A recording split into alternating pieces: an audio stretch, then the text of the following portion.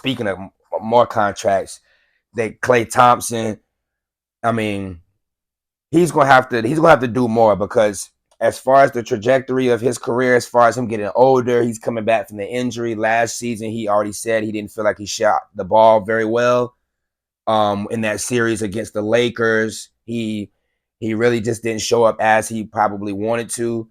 And it says that Klay Thompson and the Warriors have made absolutely no progress in the contract talks, making it a possibility that he could hit free agency next year. So if Klay Thompson is not on the Warriors next season, I wouldn't be surprised because the front office has been making some moves. I'm pretty sure they're probably going to try to negotiate his contract just to keep that inner core. As long as they got Draymond Green, Stephen Curry, and Klay Thompson in that starting lineup, then you can just still always have some type of like, you just think they're going to still go far if they have that inner core. They added Chris Paul. I don't know if y'all watched the game against, who was the Warriors just playing?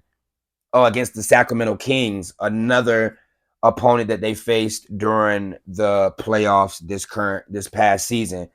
And boy, Steph went crazy. Like he definitely won that game for them. They was down 19. Chris Paul was feeding him. As soon as Steph come off that pick, he's feeding Steph that ball. Like, so I think Chris Paul has definitely been a very good piece that's added to the Warriors because all they need is somebody who's going to facilitate, wait for Curry to get around 3-4 screens, passing the ball, let him shoot. And that's just what they need moving forward to progress and move forward without Jordan Poole. So, yeah, I mean, Klay's going to have to step it up if he definitely wants to see more money or if he wants to make some progress towards negotiations because according to Bleacher Report, they haven't made any progress whatsoever. So that's kind of tough, honestly, hearing that Klay Thompson hasn't come to any progress as far as his contract extension and moving forward, especially after Draymond Green, Rich Paul negotiated on Draymond Green's behalf $100 million contract. And we all know that, like, that's a lot of money. Not saying Draymond doesn't deserve that because he is a big piece to that core of the team as far as the Warriors is concerned. But yeah, we're gonna see moving forward if they can get something going with Klay Thompson because I don't know. If they don't have Klay Thompson in that starting lineup next year, I mean, I don't know how good the Warriors will be, even though Klay hasn't been performing the way he should. But still, him not being in that starting lineup is definitely gonna take a hit for the Warriors. But some other news. Man, yo, they ranked Shai Gilgeous-Alexander above LeBron, Anthony Davis, Devin Booker, and Damian Lillard. Bro, what are we talking about?